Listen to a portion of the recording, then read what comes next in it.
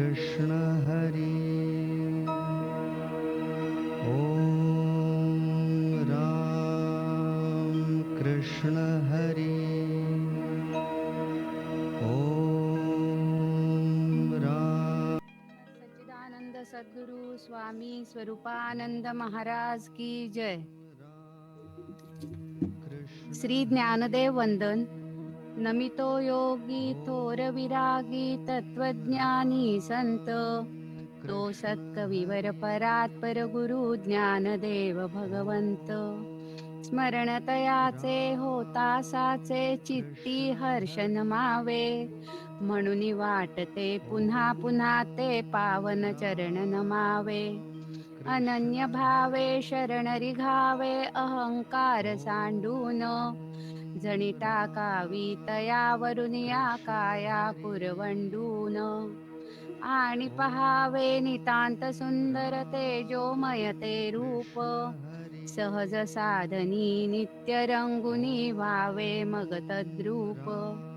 ज्ञानेशाला नमिता झाला श्री सद्गुरुला तोष, वरद हस्तमस्तकी ठेऊनी देई मज आदेश। श्री ज्ञानेश्वरी गौरव। श्री ज्ञानेश्वरी अमृतगंगा, बहुत सुकृते लाभली जगा।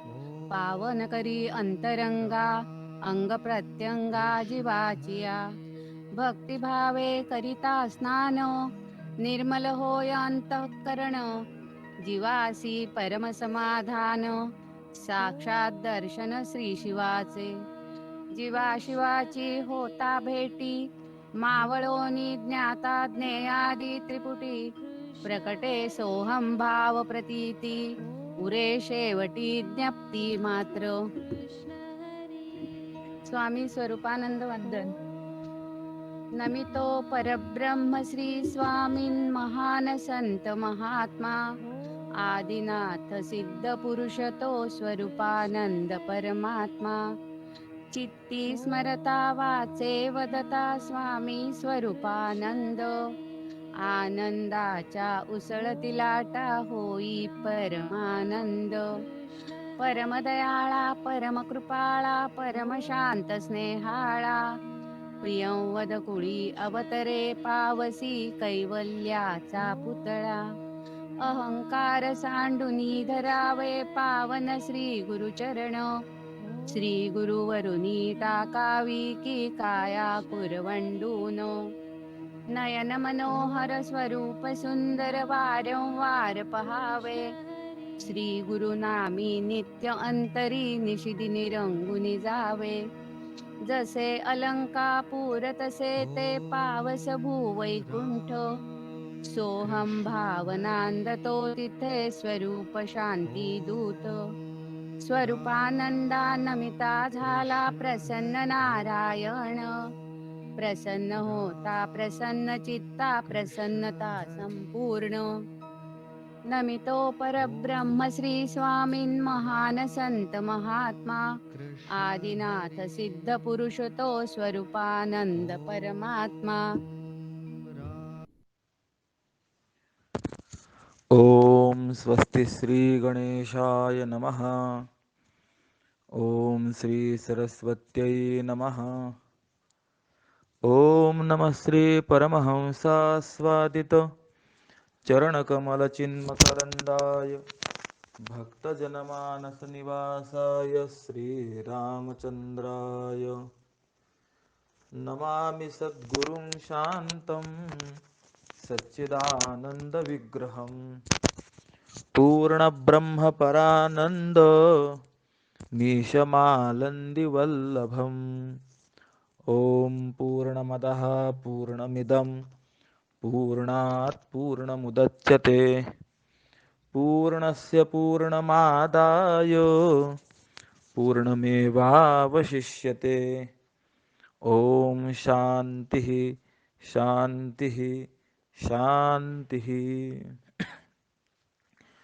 अकारण करुणावरुणालय भगवंताच्या असीम कृपेने साधकांचे मायबाप कैवल्य साम्राज्य चक्रवर्ती संत सम्राट विश्वमौल्य ज्ञानोबा यांच्या अनुपम कृतीचं अर्थात ग्रंथराज ज्ञानेश्वरीचं चिंतन करण्याकरता आपण प्रवृत्त होत झालेलो आहोत आणि 4 अध्यायांचं चिंतन आपलं झालेलं आहे. 5व्या अध्यायाचं यथामती चिंतन करण्याचा आपण प्रयत्न करत आहोत. काल आपण 5व्या अध्यायामध्ये अर्जुनाने भगवंताशी केलेला संवाद त्याचा विचार करून आलेलो आहे. अर्जुनाने भगवंताला विचारलेला प्रश्न आहे की देवा, कर्मांचा त्याग आणि कर्म करणे, कर्मनिष्ठता हे दोन्ही मार्ग जर मनुष्याचे कल्याण करणारे आहेत, तर त्या दोन्हीमध्ये कर्मत्यागापेक्षाही कर्मयोगाची विशेषता का आहे? आणि देवा, एक वेळेला तू कर्माचा त्याग करा असं सांगतो, तर दुसऱ्या बाजूला कर्म कर असंही सांगतो. मग आमच्यासारख्या अज्ञानी लोकांच्या मनामध्ये यामुळे शंका निर्माण होते. तर यातला नेमका निवाडा काय आहे हा तू सांग. आणि यावर भगवान बोलतायत, संन्यासः कर्मयोगश्च निःश्रेयसकरावुभौ तयोस्तु कर्मसन्यासात कर्मयोगो विशिष्यते. याचा अर्थ आहे की भगवान म्हणतात, कर्मसन्यास आणि कर्मयोग हे दोन्ही मोक्षकारी आहेत, परंतु दोन्हीपैकी कर्मसन्यासापेक्षा देखील कर्मयोग हा अधिक श्रेष्ठ आहे. बघा मग, स्वामीजी सांगतात, म्हणे मोक्षप्रद दोन्ही हिते देख, संन्यास आणि कर्मयोग असे जरी ऐसे अर्जुना साचार तत्वता विचार करू जाता. म्हणजे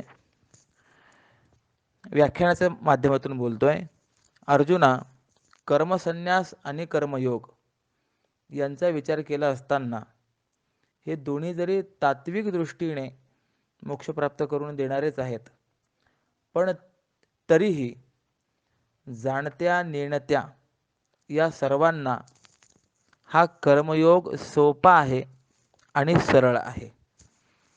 म्हणजे कर्म करणे हा जो मार्ग आहे, निष्काम कर्मयोगाचा जो मार्ग आहे कर्मत्यागापेक्षाही, तर हा जे ज्ञाते आहेत, जाणकार आहेत, त्यांना देखील सोपा आहे आणि जे नेणते आहेत त्यांना देखील सोपा आहे. अबलांना आणि बालांना पाण्यातून तरुण जाण्याकरता जसं नाव हेच सोपं साधन आहे, त्याप्रमाणे प्रायः सर्वांना तरुण जाण्याकरता हा कर्मयोग सोपा आणि सरळ आहे. जाणत्या नेणत्या सकळांशी तैसा सोपा सुबोधसा कर्मयोग.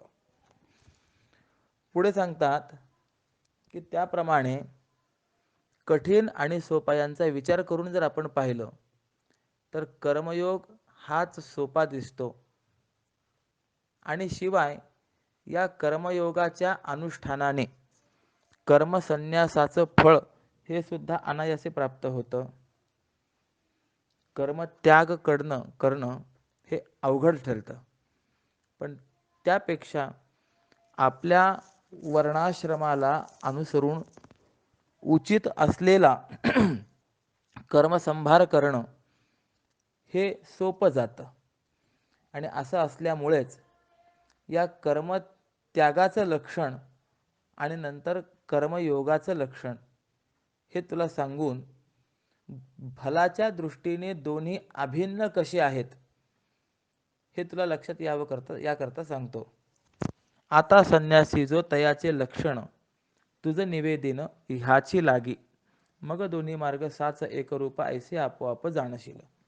म्हणून आता कर्मसन्यास आणि कर्मयोग हे दोन्हीचे लक्षण मी तुला सांगतो, जेणेकरून हे दोन्ही मार्ग तत्वतः एकरूपच आहेत असं तुला स्वतःला आपोआप लक्षात येईल. मग आता प्रथम कर्मसन्यासाचं लक्षण जे आहे ते सांगतात, ज्ञेयस्य नित्यसन्यासी यो न द्वेष्टी न कांक्षती निर्द्वंद्वो हि महाबाहो सुखम बंधात प्रमुच्यते. की हे महाबाहू असलेल्या अर्जुना, जो कुणाचा द्वेष करत नाही, कोणत्याही विषयाची इच्छा करत नाही, तो नित्य संन्यासी आहे.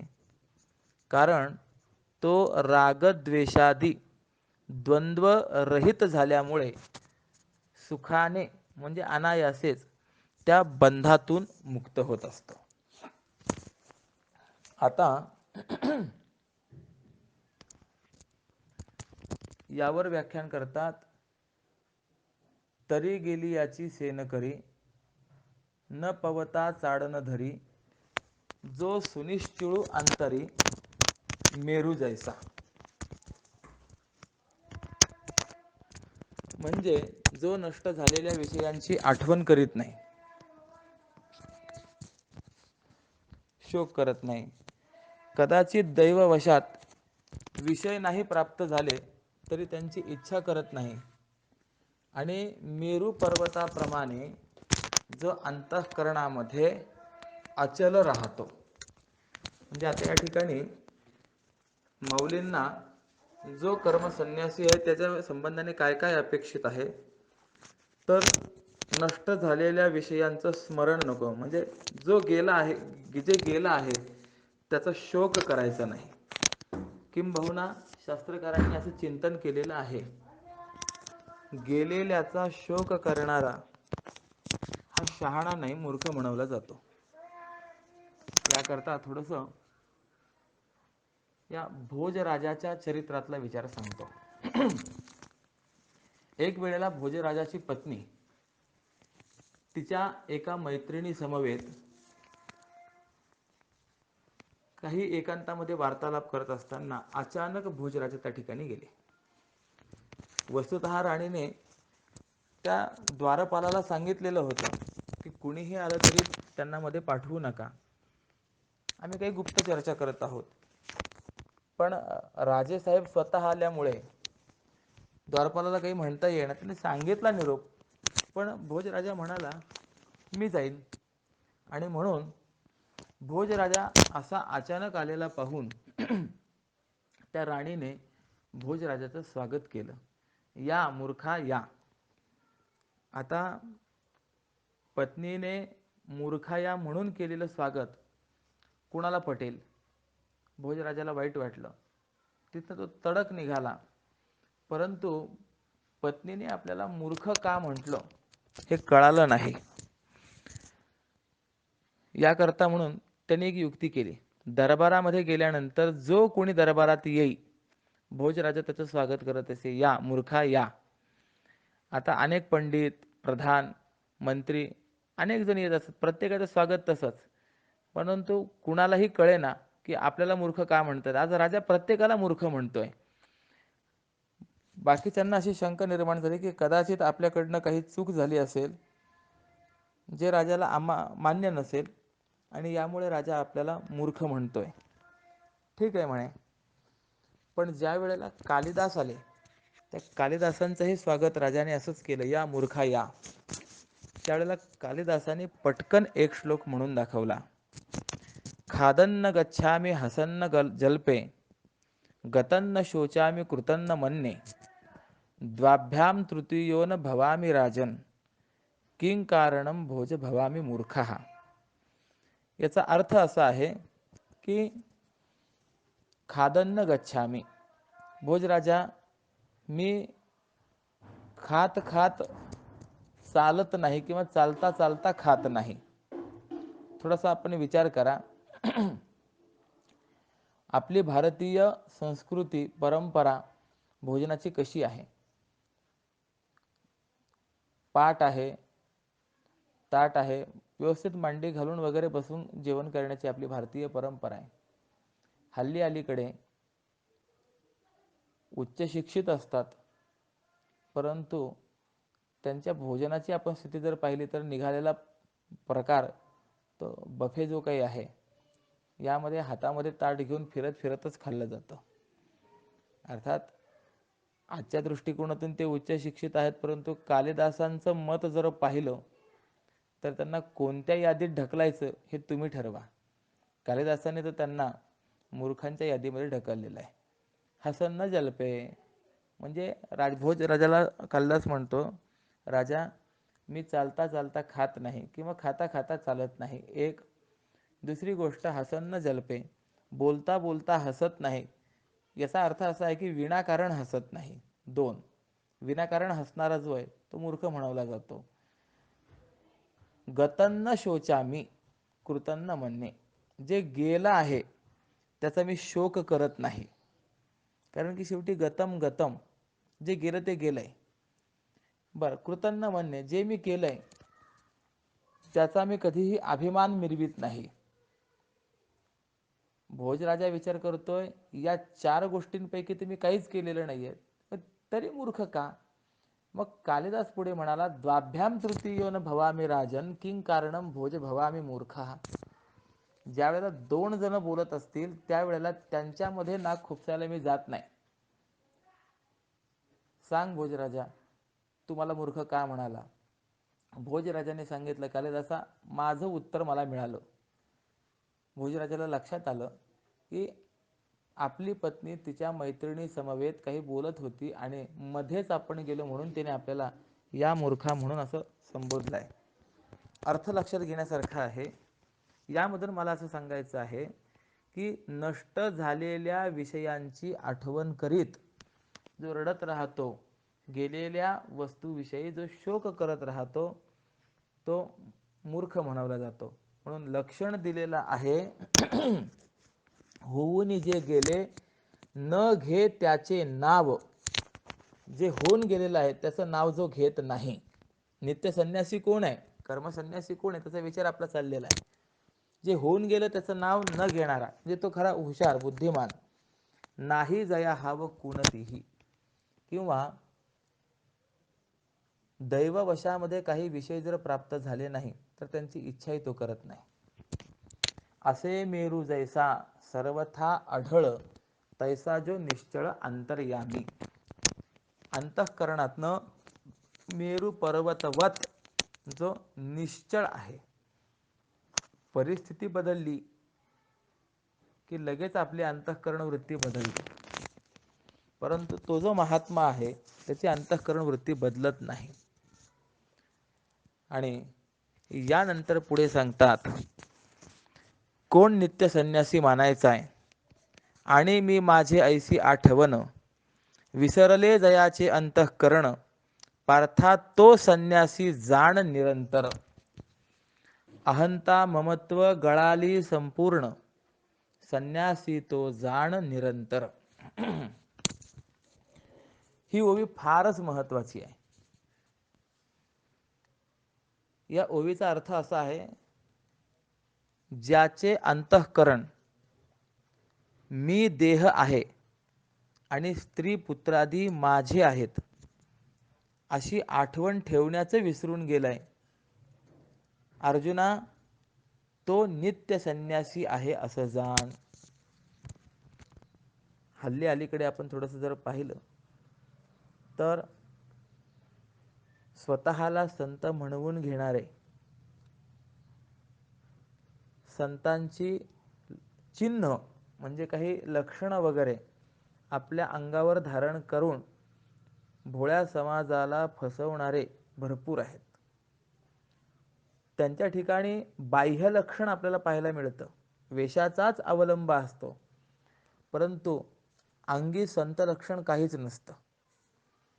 केवळ आपला योगक्षेम उत्कृष्ट चालावा अशा हेतूने माळा मुद्रादी जे संतांचे अनेक चिन्ह आहेत ते धारण करून त्या भोळ्या समाजामध्ये संतपणाचं भूषण मिरवत असतात. म्हणून तुकोबरायांनी सांगितलंय, संत चिन्हे लेवुनी अंगी, भूषण मिरविती जगे, पडले दुःखाचे सागरे, वाहवले भवपुरी. पण असे जे असतात ना, तर अशा ढोंग्यांची संसारातून मुक्तता तर होत नाहीच, उलट दुःखमय संसारात पडून ते वाहवले जात असतात. अंतःकरणातल्या ज्या विकाराच्या नाशाने या जीवात्म्याची संसार दुःखातून मुक्तता होते, त्या कामादी विकारांचा या सोंगाड्या म्हणजे संत म्हणविणाऱ्यांच्या अंतःकरणामध्ये बुजबुजाट झालेला दिसून येत असतो. उदाहरण आपल्याला द्यायचं असेल तर एखादा कुजलेला भोपळा आतनं जर आपण पाहिलं तर आळ्यांनी बुजबुजलेला असतो. बाहेरनं जरी तो व्यवस्थित दिसत असेल तरी आतून मात्र त्याच्यामध्ये आळ्याच आळ्या असतात. त्याप्रमाणे या वेशधारी संतांचं हृदय जे आहे हे अनेक विकारांनी बुजबुजलेलं असतं. विषय विषयीचं वेड त्याच्या अंतःकरणाला लागलेलं असतं. म्हणून विषय कामना पूर्ण होण्याकरता ते संतांचा वेश धारण करून अनेकांना फसवतात. किंबहुना तुकोबारायांनी याविषयी तो खूप काही विचार मांडलेला आहे. अंतरी विषयांचे लागले पै पिसे, बाहेरिल्या वेशे भुलवी लोका.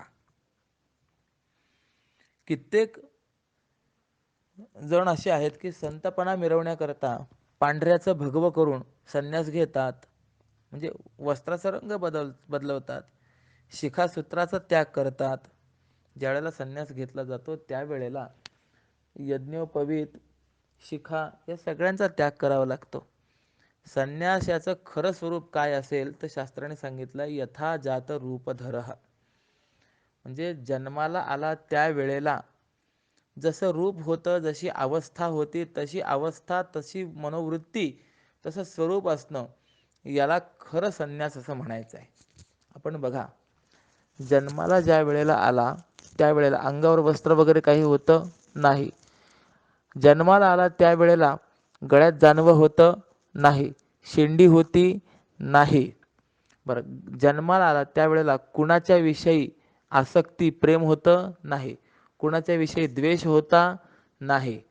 मग असं आसक्ती द्वेष रहित, निर्मत्सर, निर्द्वंद्व आणि कोणत्याही प्रकारचा अहंभाव ज्या स्थितीमध्ये नाही आहे, ती स्थिती म्हणजेच खरी असलेली संन्यास स्थिती आहे. यथा जात रूपधर, जन्माला आल्या आल्या जी स्थिती आणि जी अवस्था असते, मग शारीरिक असो अथवा मानसिक असो, त्याच पद्धतीची अवस्था आणि स्थिती असणं हे खरं संन्यासाचं लक्षण दिलेलं आहे. पण काही जण असे आहेत की संतपणा मिरवण्याकरता पांढऱ्या वस्त्रांचं भगवे वस्त्र करतात, शिखासूत्राचा त्याग करतात, पण त्यांनी आतून मात्र विषय वासनेचा त्याग केलेला नसतो. म्हणून तुकोबरायांनी यांचा खरपूस समाचार घेतलाय. होऊनी संन्यासी भगवी लुगडी, वासना न सोडी विषयाची, निंदिती कदा न इच्छिती देवांना, पाहती तो मान आसनाचा. म्हणजे भगवे वस्त्र धारण केलं, परंतु जर अंतःकरणातून विषयाची वासनाच सुटली नाही तर त्याला काय उपयोग आहे. बाह्य भगवे वस्त्र धारण करणाऱ्या यतीचं अंतरंग जर भगवं नसेल तर त्या केवळ बाह्य भगव्या वस्त्राने काय करावे. तुका बस्तर बिचारा क्या करे रे, अंतर भगवान होय, भीतर मैला कब तुटे, मरे उपर धोय. माऊलीने देखील अशांचा समाचार आपल्या अभंगातून घेतलेला आहे. तोंडे झाले संन्यासू, भोगावरी धावे हव्यासू, ते नेणती ब्रह्मरसू, वाया होती कासाविसू. की जे फक्त दाखवण्याकरता म्हणून संन्यासी झाले आहेत, परंतु भोगावरची हाव त्यांची सुटत नाहीये, तर असे जे आहेत यांना ब्रह्मरस कधीही प्राप्त होत नाही. विटंबुनी काया दंडधरी करी, हिंडे घरे चारी नवल पाहे, असमाधानी विषयी विव्हळ, तरी केवळ दंड काजा काही. त्या संन्याशामध्ये काही प्रकार आहेत.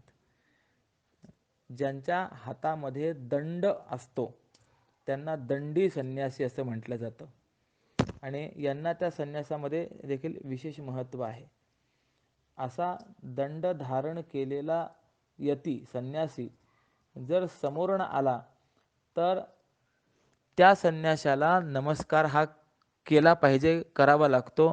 जर संन्यासाला त्या नमस्कार केला नाही तर आपलं सर्व पुण्य त्याच्याकडे जात असतं, हिरावल्या जात असतं.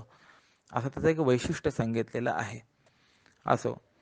पण केवळ दंड धारण करतोय आणि अंतःकरणामध्ये जर समाधान नसेल, तो विषयांनी विव्हळ जर झालेला असेल किंवा होत असेल, तर केवळ त्या दंडधारणाला काय उपयोग आहे?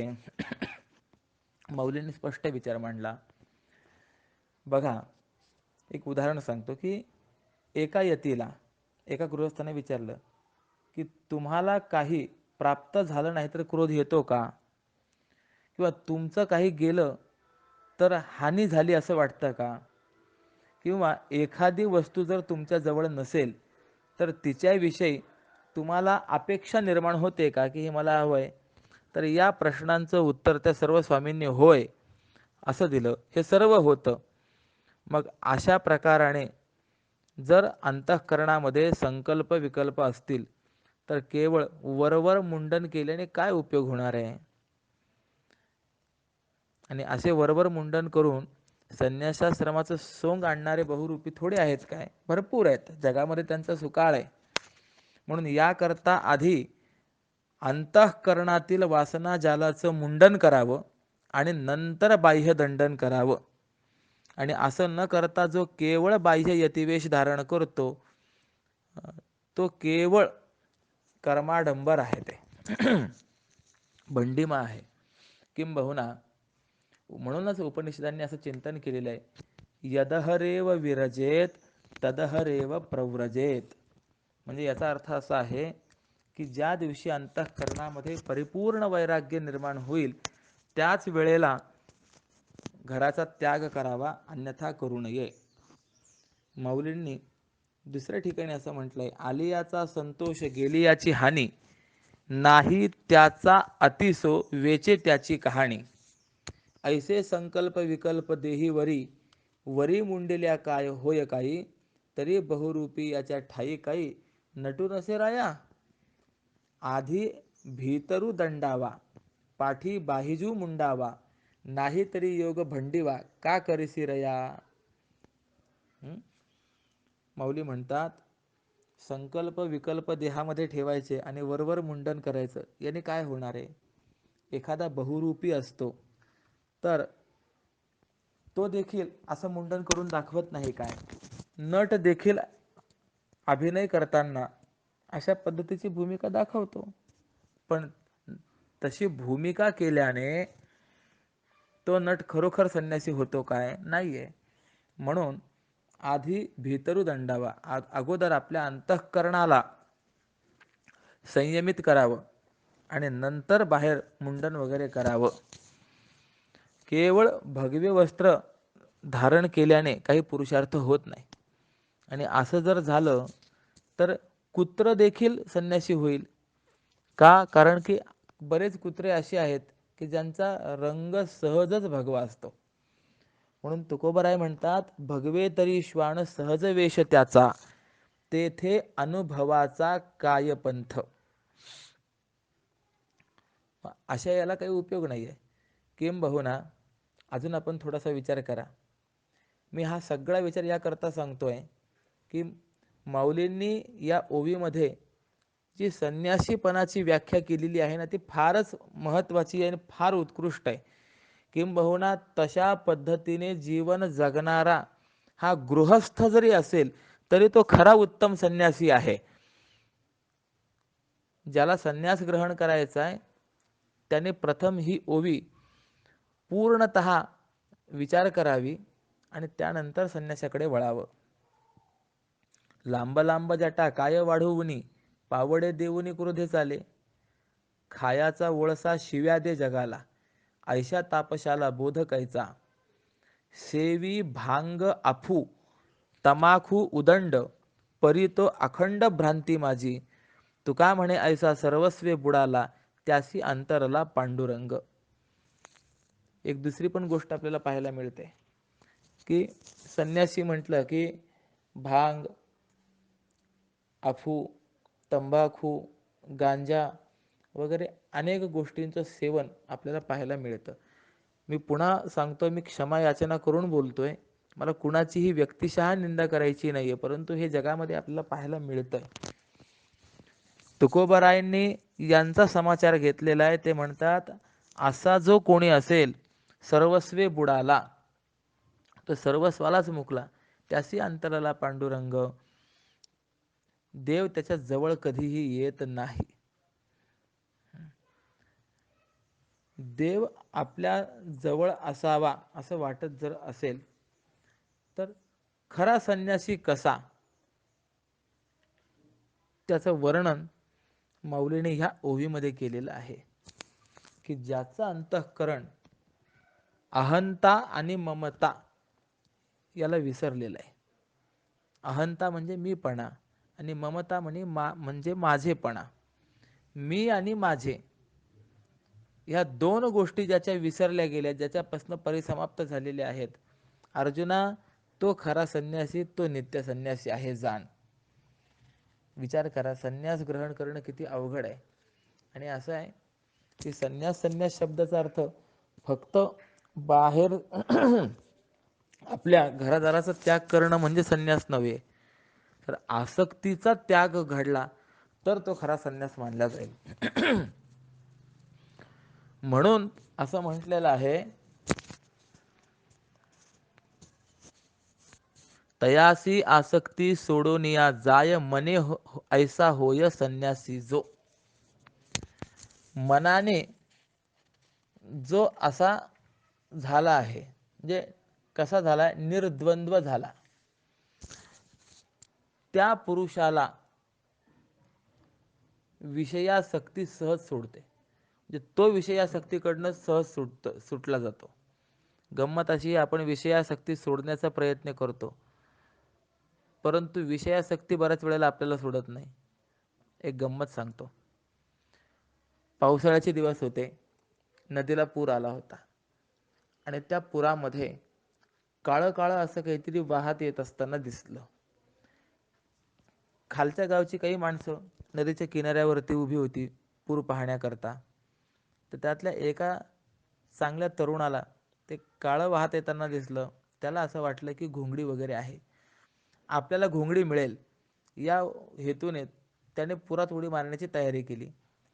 त्याचे जे बाकीचे मित्र होते त्यांनी सांगितलं, अरे नको, पाण्याला वेग आहे, नको उडी टाकू. पण तो म्हणाला, नाही नाही, घोंगडी मिळेल, व्यवस्था होईल. आणि म्हणून त्याने उडी टाकली. आता जे काळं वाहत येत होतं ती घोंगडी नव्हती, ते अस्वल होतं.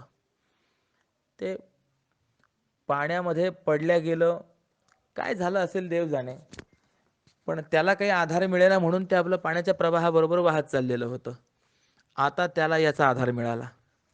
बरं, अस्वलच नव्हे तर कोणताही बुडणारा जो प्राणी असतो त्याला वाचवण्याकरता जो जातो तो त्याला घट्ट पकडत असतो. त्या अस्वलाला ज्या वेळेला याचा आधार मिळाला, त्या अस्वलाने याला मिठी मारली. आता या तरुणाच्या लक्षात आलं की घोंगडी समजून आपण ज्याला धरण्याकरता आलो ती घोंगडी नाही, ते अस्वल आहे. आता तो त्या अस्वलापासून दूर होण्याचा प्रयत्न करायला लागला, पण ते अस्वल त्याला सोडेना. त्यावेळेला तो ओरडायला लागला.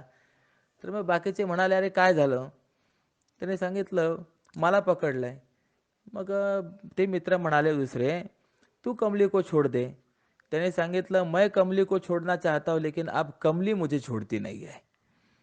म्हणजे मी आता घोंगडीपासून दूर जाण्याचा प्रयत्न करतो, पण घोंगडी माझ्यापासून दूर होत नाहीये. आपण बऱ्याच वेळेला विषयासक्तीपासून दूर जाण्याचा प्रयत्न करतो, पण विषयासक्ती आपल्याला सोडत नाही ना. पण ज्याच्या ठिकाणी अहंता ममता राहिली नाही असा जो निरंतर संन्यासी आहे, स्वामीजी म्हणतात, आसक्ती तयासी सोडोनिया जाय. म्हणजे संसाराची ओढ ही त्याला सोडून जाते. याला संसाराची ओढ सोडावी लागत नाही, ती संसारिक ओढच त्याला सोडून जाते. आणि असं असल्यामुळेच तो अनायासे त्या अखंड असलेल्या मोक्ष सुखाला प्राप्त होतो. मग अशा निर्द्वंद्व पुरुषाला घरदार वगैरे काहीही सोडावं लागत नाही. कारण माझेपणाच्या अभिमानाने घरादाराचा स्वीकार करणारे मन हे विचाराने स्वभावतः त्या ठिकाणी निस्संग झालेलं असतं. म्हणून असं आहे की शरीर आणि विषय यांचा संयोग असेल तरच तो संयोग किंवा तो बाधक आहे असं मानायचं नाही. तर शरीर असू देत, विषयही असू देत, परंतु त्या विषयांच्या ठिकाणी जर आसक्ती नसेल तर ते विषय बाधक ठरत नाहीत. एकंदरीत तात्पर्य असं आहे की जगातला कोणताही पदार्थ हा साधकाला बाधक नसून त्या पदार्थाविषयीची आसक्ती हीच बाधक आहे. म्हणून या ठिकाणी देखील ज्या वेळेला अहंता जाते म्हणजे माझेपणाचा अभिमान नष्ट होतो, त्यावेळेला ते निर्द्वंद्व मन स्वभावतःच निसंग होतं. आणि मग ते जे निसंग मन आहे ते कोणत्याही बंधनाला कारणीभूत ठरत नाही, त्याच्यापासून अपाय होत नाही. याला उदाहरण असं दिलेलं आहे बघा. आगा जैसी जाता विझोनिया आग, राखुंडीचा ढीग उरे झोका, मग वस्त्रा माझी गुंडाळिता त्यास, न होई वस्त्रास अग्नी बाधा. अग्नी जोपर्यंत प्रज्वलित आहे तोपर्यंत त्याला कापसाने वस्त्राने आपल्याला उचलता येईल का? नाही. पण तो अग्नी जर विझून गेला तर उरलेली जी फक्त राख आहे ती राख आपल्याला वस्त्राने सुद्धा उचलून घेता येते, म्हणजे वस्त्रामध्ये ठेवता येते. मग ती राख वस्त्रामध्ये गुंडाळल्यानंतर त्या वस्त्राला काही बाधा होते काय? होत नाही. हे जसं आहे त्याप्रमाणे शिवे चिना तैसा अल्पही संकल्प, जयाच्या निर्लेप बुद्धी लागी. म्हणजे ज्याच्या बुद्धीमध्ये मी आणि माझे पणाचा भ्रम नाही, संकल्प ज्याच्या बुद्धीला स्पर्श करीत नाही, अशा त्या पुरुषाला देहेंद्रियादी उपाधी असूनही तो कर्मबंधनाने बद्ध होत नाही किंवा तो कोणत्याही कर्माने लिप्त होत नाही. म्हणून कल्पना जय सांडे, तैची गा संन्यासू घडे, ये कारणे दोन्ही सांगडे, संन्यास योगू. आता प्रमुख सिद्धांत सांगतात की म्हणून समूळ संकल्पाचा नाश, तेव्हाची संन्यास घडू शके. की अर्जुना, म्हणून या अहंता आणि ममता रूपी भ्रमाचा त्याग जेव्हा होतो त्याच वेळेला संन्यास घडतो. कर्मयोग्याने उपाधीचा त्याग न करता केवळ मी माझेपणाच्या भ्रमाचा त्याग केला तर तो नित्य संन्यासीच मानला जातो. म्हणजे आता बघा, कर्मत्यागी विचार आहे ना, संन्यासाचा विचार आहे. मग कर्मयोगी सुद्धा संन्यासी कसा ठरतो? तर कर्मयोगी जो आहे त्याने कर्म सोडायचं नाही आहे, पण फक्त त्या ठिकाणी असलेला जो अभिमान आहे, मी माझेपणाचा जो भ्रम आहे, त्या भ्रमाचा जर त्याग केला तर तो नित्य संन्यासीच मानला जातो. चतुर्थाश्रम्याने उपाधीचा त्याग केला पण भ्रमाचा त्याग केला नसेल तर तो खरा संन्यासी होत नाही. म्हणजे चतुर्थाश्रम कोणता? संन्यासाश्रम. याने उपाधीचा त्याग केला, घरदार वगैरे याचा त्याग केला, पण भ्रमाचा त्याग केला नाही, आसक्तीचा जर त्याग केला नाही तर तो खरा संन्यासी होत नाही. म्हणून गृहादी उपाधींचा त्याग करणाऱ्या व सर्व कर्मांचा विधिपूर्वक संन्यास करणाऱ्या चतुर्थाश्रम्यांनाही भ्रमाचा त्याग करणं मोक्षाकरता फार आवश्यक आहे. आणि म्हणून कर्म संन्यास आणि कर्मयोग हे दोन्हीही फलतः कसे झाले? आता सारखेच झाले. आणि म्हणून आता पुढे सांगतात, सांख्ययोगो पृथक बाला प्रवदन्ति न पंडिताः, एकमप्याश्रितः सम्यक उभयोर विंदते फलम. म्हणून अर्जुना, कर्मसन्यास आणि कर्मयोग हे भिन्न फळ देणारे आहेत असे जे अज्ञानी आहेत तेच म्हणतात. पण जे शास्त्रज्ञ आहेत, जे पंडित आहेत, ते मात्र तसं म्हणत नाहीत. कारण या दोन्हीपैकी अधिकारानुरूप आपापल्या अधिकारानुसार एकाचं जरी यथाशास्त्र अनुष्ठान केलं तरी दोघांचं फळ मोक्ष हे एकच आहे, तो मोक्ष प्राप्त होतो. म्हणजे कर्मत्यागाचं देखील विधिवत यथावत अनुष्ठान झालं तर त्याचंही फळ मोक्ष आहे आणि कर्म केलं तर त्याचंही फळ मोक्षच आहे. फक्त असं आहे, कर्मत्याग करत असताना मनाला वाटेल तसा कर्मत्याग नाही, तर तो विधीने युक्त कर्मत्याग असला पाहिजे, हे फार महत्त्वाचं आहे. नाहीतर काय होईल, मला देवपूजा करण्याचा कंटाळा आहे म्हणून मी असं म्हणेन, नाही मी देवपूजा या कर्माचा त्याग केला. अरे बाबा, देवपूजा या कर्माचा त्याग केला ना तर बाकीच्याही कर्माचा त्याग झाला पाहिजे. मग देवपूजेचाच फक्त त्याग करतो आणि स्वार्थाच्या संबंधाने असलेल्या ज्या काही गोष्टी आहेत त्या मात्र अगदी मन लावून करतो, असं जर असेल तर ते विडंबन ठरेल. म्हणून यावरती व्याख्यान करताना म्हणतात, येरवी तरी पार्था जे मूर्ख होती सर्वथा ते सांख्य योग संस्था जाणती केवी. की अर्जुना, जे सर्व दृष्टींनी मूढ आहेत असे ते पुरुष सांख्य योगाचं अर्थात कर्मसन्यासाचं आणि कर्मयोगाचं स्वरूप कसे जाणतील. सहजे ते अज्ञान म्हणोनी म्हणते ते भिन्न. ते अज्ञानीच आहेत म्हणून कर्मसन्यास आणि कर्मयोग हे दोन योग भिन्न फळ देणारे आहेत असं म्हणतात. पण तसा जर आपण विचार केला तर एरवी प्रत्येक दिव्याला वेगवेगळा प्रकाश असतो का, हा प्रश्न आहे. जर प्रत्येक दिव्याला जर वेगवेगळा प्रकाश जर असेल तर या दोन्ही योगांचं जे फळ आहे ते भिन्न आहे असं माना. आपण बघा, आपण एखाद्या हॉलमध्ये, हॉल मोठा असेल तर 4-5 दिवे लावतो. मग प्रत्येक दिव्याचा जर प्रकाश भिन्न असता तर एक प्रकाश न दिसताना वेगवेगळे प्रकाश दिसले असते. परंतु तसं आहे काय, नाही आहे.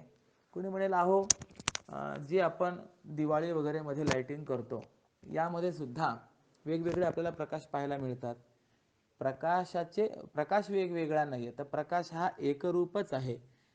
तो जो दिवा आहे, बल्ब जो आहे, त्यावरती चिटकवलेलं जे कापड आहे ते वेगवेगळ्या रंगाचं आहे, त्यामुळे वेगवेगळे रंग आपल्याला जाणवतात. वस्तुतः हा प्रकाश कसा आहे, एकरूपच आहे, एकच आहे. त्याप्रमाणे हे दोन्ही एकच आहे. म्हणून या दोन्हीपैकी कोणत्याही एका साधनाच्या यथाशास्त्र अनुष्ठानाने ज्यांनी संपूर्ण ब्रह्मतत्व अनुभवाने जाणलंय ते लोक दोघांच्याही फळांना एकत्वामुळे एकच मानतात. म्हणून देखते जे होती पूर्ण तत्व सांख्य आणि योग दोहीचे ठाई ठेविती ते पाही ऐक्य भाव. ते ऐक्य भाव ठेवतात. म्हणूनच असं शास्त्रकार किंवा भगवान सांगतात, यत् सांख्यै प्राप्यते स्थानम तद योगैरपि गम्यते एकम सांख्यंच योगंच यः पश्यति सपश्यति. या श्लोकाचा अर्थ असा की ज्ञाननिष्ठ कर्मसन्याशांना जे मोक्षफळ प्राप्त होतं तेच कर्मयोग्यांना ज्ञानाच्या द्वारा प्राप्त होतं. म्हणून ज्ञाननिष्ठ कर्मसन्यास आणि ज्ञानप्रापक कर्मयोग हे फळतः एकच आहेत. आणि असं जो पाहतो तोच खरा पाहता आहे, म्हणजे द्रष्टा आहे. आणि सांखी जे पाविजे तेची योगी गमिजे मनोनी ऐक्य दोही ते सहजे या परी. म्हणजे कर्मसन्यासांना जे फळ प्राप्त होतं त्याच फलापर्यंत कर्मयोगांना ज्ञानाच्या द्वारा जाता येतं. म्हणून या दोघांची सहजच ह्या प्रकाराने एकरूपताच आपल्याला पाहायला मिळते. उदाहरणार्थ, आकाश आणि पोकळी यांच्यामध्ये जसा भेद नाही त्याप्रमाणे जो योग आणि संन्यास यांच्यातलं ऐक्य ओळखतो, म्हणजे योग आणि संन्यासातलं ऐक्य ओळखतो, त्यालाच जगामध्ये संन्यासाविषयी उजाडलंय. त्यालाच संन्यास आणि योग हे दोन्ही भिन्न नाहीत आणि त्यानेच आत्मस्वरूप नावाचं फळ पाहिलं. तेनेची गा जाण आपुले आपण घेतले दर्शन यथातत्वी. म्हणजे या दोघांना कर्मसन्यास आणि कर्मयोग या दोनही तत्वांना जो समान मानतो त्यालाच हे सर्व प्राप्त होतं. संन्यासस्तु महाबाहो दुःखमाप्तु मयोगतः योगयुक्तो मुनिर्ब्रह्म नचिरेणाधिगच्छति. म्हणजे चित्तशुद्धी करणाऱ्या निष्काम कर्मयोगाचं अनुष्ठान न करता हट्टाने केलेला कर्मसन्यास हा दुःख प्राप्त होण्यालाच कारण आहे. म्हणून निष्काम कर्म योगयुक्त होऊन कर्मसन्यास करणारा मुनी जो आहे तोच ब्रह्माला प्राप्त होतो. बरेच जण असे आहेत ज्याने चित्तशुद्धी प्राप्त होते अशा निष्काम कर्मयोगाचं अनुष्ठान करत नाहीत आणि कर्मसन्यास तर करतात, म्हणजे कर्माचा त्याग तर करतात, तर यामुळे त्यांना सुख नाही तर उलट पक्षी दुःखच प्राप्त होतं. म्हणून याविषयी सांगतात जो युक्तिपंथे पार्था चढे मोक्ष पर्वता तो महासुखाचा निमथा वहिला पावे. की अर्जुना, जो कर्मयोगाच्या मार्गाने मोक्षरूपी पर्वतावर चढतो तो ब्रह्मसुखाचा वरचा माथा हा अतित्वरेने प्राप्त करून घेतो. परंतु ज्या सामान्य मनुष्याने चित्तशुद्धी न होताच अविचारपूर्वक म्हणजे चित्तशुद्धीपूर्वीच विचार न करता कर्मयोग निष्ठा टाकून दिली म्हणजे कर्म करण्याचं सोडून दिलं, तो संन्यासाच्या हव्यासात व्यर्थ पडला, म्हणजे कर्मत्यागाच्या हव्यासामध्ये व्यर्थ पडला. त्याला खऱ्या संन्यासाची प्राप्तीही कधीच होत नाही. खरा कर्मत्याग त्याच्याकडनं कधीही घडत नाही.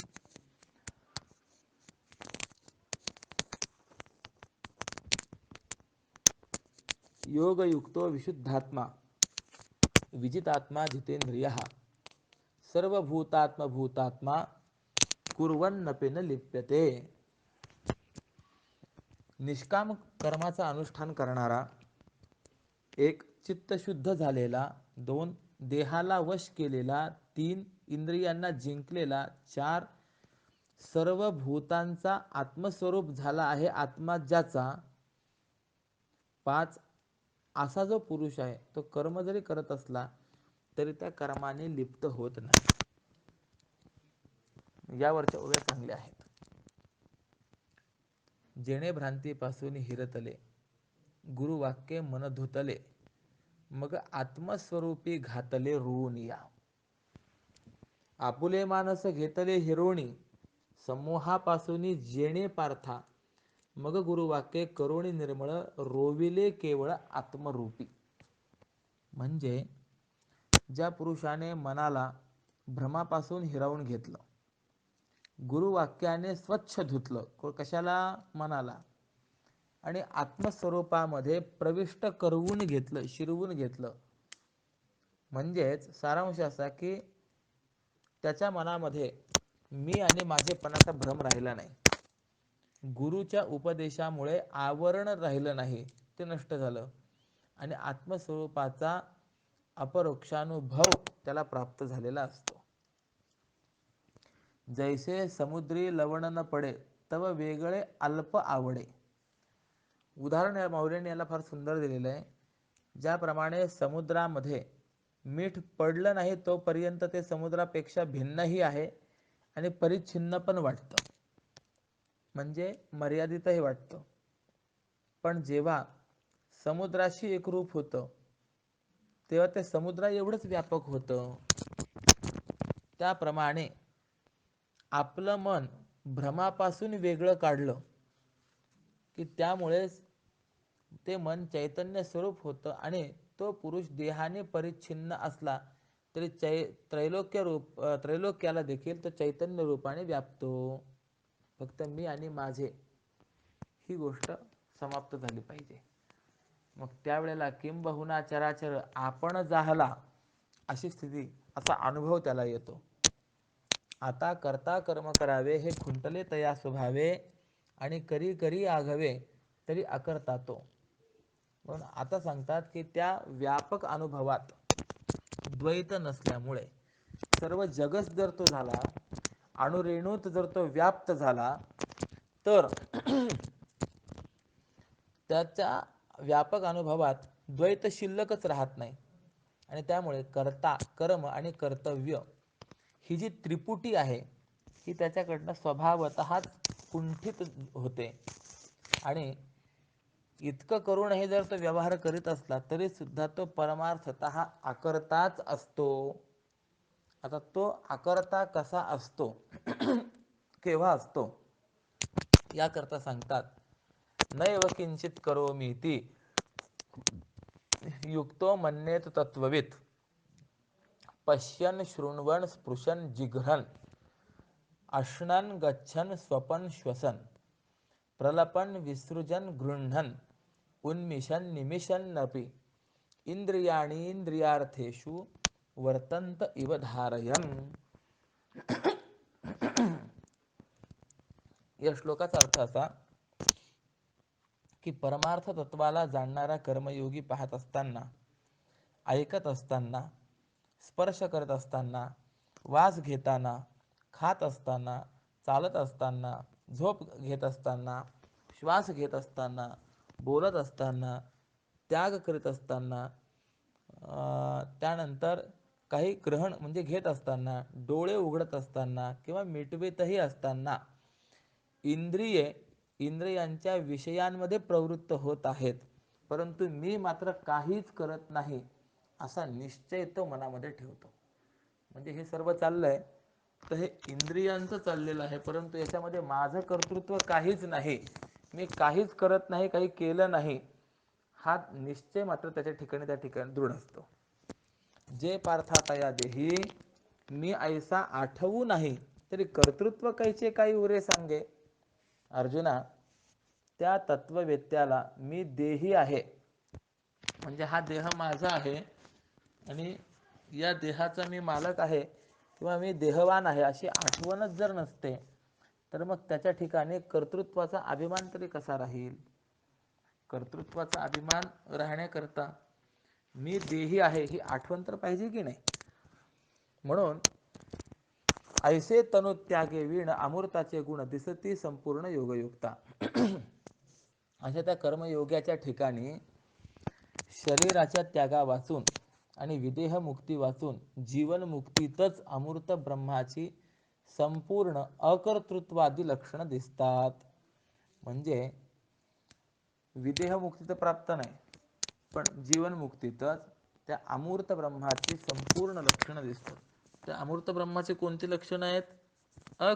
अकर्तृत्वादी, काही न करणे, अकर्तृत्व हे ब्रह्माचं लक्षण, हे त्याच्या ठिकाणी दिसतं. मग याच विषयाचा विस्तार सांगतात. एरवी आणिकाची ये परी तोही एक शरीरे अशेषही व्यापारी वर्तत असे. म्हणजे एरवी इतर सामान्य माणसांप्रमाणे तो पण एक देहधारी मनुष्य दिसतो आणि अनेक व्यवहारामध्ये प्रवृत्त झालेला असतो. म्हणजे इतर सामान्य मनुष्य ज्याप्रमाणे देहधारी आहेत त्याप्रमाणे हा देखील देहधारी आहे. आणि ते जसे काही कर्म करतात तसा हा देखील काही कर्म करताना आपल्याला दिसतो. कोणते कर्म करताना दिसतो तर त्याचा विचार सांगतात. ज्ञानी महात्माही ते कर्म करतो आणि सामान्य मनुष्यही ते कर्म करतो. काय काय करतो तर ते सांगतात. आणिकांसारिखा तोही नेत्रीप आहे, तेवी ऐकत आहे कर्णद्वारा, परी त्या व्यापारी सर्वथा तो नोहे नवल हे पाहे धनुर्धरा. की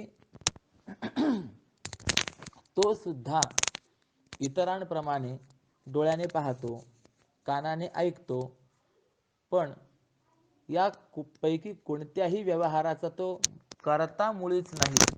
हे आश्चर्य आहे बरं का.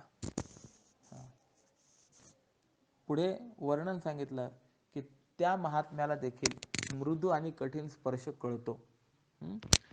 जर कळत नाही असं म्हटलं तर ब्रह्मज्ञानी आहे, त्याला जर आपण गादी बसण्याकरता दिली, झोपण्याकरता दिली, तर त्याला ते काटे वाटतील काय? काट्यासारखी रुतील का त्याला ती? नाही. किंवा काटा टोचला तर तो त्याला मऊ गादीसारखा वाटेल काय, कापसासारखा वाटेल काय, नाही. तर त्याला देखील ते जाणवतं.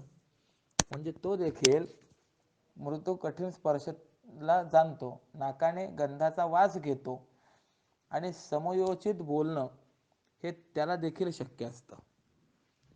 तो देखील आहाराचं सेवन करतो, जे त्याज्य आहे ते टाकतो, झोपेच्या वेळी तो देखील सुखाने झोप घेतो, किंबहुना आपल्या इच्छेप्रमाणे तोही चालत असलेला दिसतो.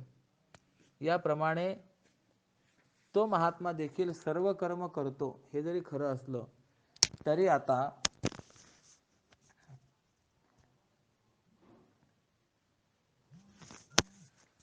त्याच्या ठिकाणी अभिमान नसल्यामुळे तो खरा अकर्ताच आहे, करता नसतो. कारण की त्याच्या ठिकाणी सर्व आहे आणि ब्रह्मज्ञानाच्या सामर्थ्यामुळे तो त्या कर्माचा करता नाही. जेव्हा तो भ्रमाच्या शय्येवर झोपला होता तेव्हा तो विश्वस्वप्नातील वैषयिक सुखाने सुखी झाला होता. नंतर ब्रह्मज्ञानाचा उदय झाल्याबरोबर जागा झाला, म्हणून आता तो करता भोगता नाही. मग कसा आहे तो, तर याविषयी सांगतात. ब्रह्मण्याधाय कर्माणि संगं त्यक्त्वा करोति यः लिप्यते न स पापेन पद्मपत्रमिवांभसा. की तो जो परमेश्वराच्या ठिकाणी सर्व कर्म अर्पण करून फळाची इच्छा टाकून कर्म करतो, तो पद्मपत्र जसं पाण्याने लिप्त होत नाही त्याप्रमाणे पापाने तो लिप्त होत नाही. बघा किती सुंदर विचार सांगतात. आता अधिष्ठान संगती. अशेषाही इंद्रिय वृत्ती आपुलालिया अर्थी वर्तत आहाती. आता आत्मसंगे सर्वेंद्रिय वृत्ती वावरती अर्थी आपुलाल्या. म्हणजे जगाचं अधिष्ठान, जगाचं मूळ कारण असं जे ब्रह्म आहे त्याच्याशी झालेल्या अभेदामुळे किंवा अधिष्ठान म्हणजे देह, त्याच्या संबंधाने सर्वच इंद्रियांच्या वृत्ती आपापल्या विषयांबरोबर व्यवहार करतात. कान शब्द या विषयाबरोबर व्यवहार करतं, डोळे रूप या विषयाबरोबर व्यवहार करतं. दिव्याच्या प्रकाशाने घरातले सर्व व्यवहार जसे होतात त्याप्रमाणे देहाच्या योगाने त्या कर्मयोगाचे सर्व कर्म होत असतात. जसं पाण्यात राहणारे पद्मपत्र हे पाण्याने ओलं होत नाही, त्याप्रमाणे तो महात्मा सर्व कर्म करतो पण तो कर्मबंधाने बद्ध होत नाही. हे महत्वाचं आहे. पाणी कमळ कुठे जन्माला येतं, त्याला पंकज असं म्हटलेलं आहे. म्हणजे चिखलात म्हणा किंवा त्याला नीरज असं पण म्हटलेलं आहे. नीरज, नीर म्हणजे पाणी, पाण्यातून. परंतु चिखलात जरी कमळ जन्माला आलं तरी त्या कमळाच्या पुष्पावरती कमळाचा एक शिंतोडाही नसतो. पाण्यात जरी जन्माला आलं तरी ते पाण्यापासून जसं अलिप्त असतं तद्वत त्याप्रमाणे हा महात्मा या कर्मबंधनापासून अलिप्त असतो. का तर कायेन वाचा कायेन मनसा बुद्ध्या केवलैहि इंद्रियैरपि योगिनः कर्म कुर्वन्ति संगं त्यक्त्वात्मशुद्धये. कारण निष्काम कर्मयोगी चित्तशुद्धी करता फळाची इच्छा टाकून केवळ शरीराने, मनाने, बुद्धीने व इंद्रियाने कर्म करतात. आता इथे फार सुंदर विचार मांडलाय. जयाची चाहूल लागेना बुद्धी ते अंकुरेना जेथे मनोधर्म ऐशा कर्मा लागे अर्जुना साचार शारीर व्यापार हेची नाव. असं पहा की ज्याच्या बुद्धीची हे चांगलं हे वाईट अशी निश्चयात्मक भाषा जाणली जात नाही आणि हे करावं हे नको असा मनाच्या इच्छेचा अंकुर जिथे उत्पन्न झालेला नसतो, त्या निश्चयरहित आणि इच्छारहित जे कर्म आहे त्याला शारीर कर्म असं म्हणतात. आता बघा, शारीर कर्माची व्याख्या केलेली आहे, सुंदर केलेली आहे. आणि हा सिद्धांत कळावा याकरता म्हणून एक उदाहरण पण दिलेलं आहे. ते उदाहरण असं दिलं आहे की तान्ह मूल जर आपण पाहिलं तर ते हातपाय हलवतं, पण त्याच्या हातापायाची होणारी जी हालचाल आहे ही निश्चयाने युक्त असते का? किंवा मला हात असा हलवायचाच आहे असा तो निश्चय करून मग हात हलवतो का? नाही. किंवा एखादा मोठा पुरुष जर हातपाय हलवेल तर त्यामध्ये काहीतरी इच्छा तरी असेल. एकाने असं थोडंसं पुढे हात फिरवला का? त्याने सांगितलं अरे डास होता, त्या डासाला मी बाजूला सारलं. म्हणजे हात समोरनं फिरवला परंतु डासाला बाजूला सारण्याकरता म्हणून फिरवला. म्हणजे कुठेतरी त्या ठिकाणी आपल्याला इच्छा मिळाली की नाही. पण लहान बाळ ज्या वेळेला हातपाय हलवतं तर त्यावेळेला त्याच्या ठिकाणी काही इच्छा आहे का? नाही, इच्छाही नाही. बरं, काही निश्चय आहे का? निश्चयही नाही आहे. जसं त्या लहान बाळकाची ती हालचाल इच्छा आणि निश्चय विरहित आहे, त्याप्रमाणे देह कर्म करतोय म्हणून ते कर्म होणे, परंतु त्या कर्माविषयी कोणत्याही प्रकारची इच्छा नसणे किंवा निश्चय नसणे, असं जे कर्म असतं त्या कर्माला शारीर कर्म असं म्हणतात. म्हणजे त्याप्रमाणे योगी लोक जे आहेत हे केवळ शरीराने कर्म करतात.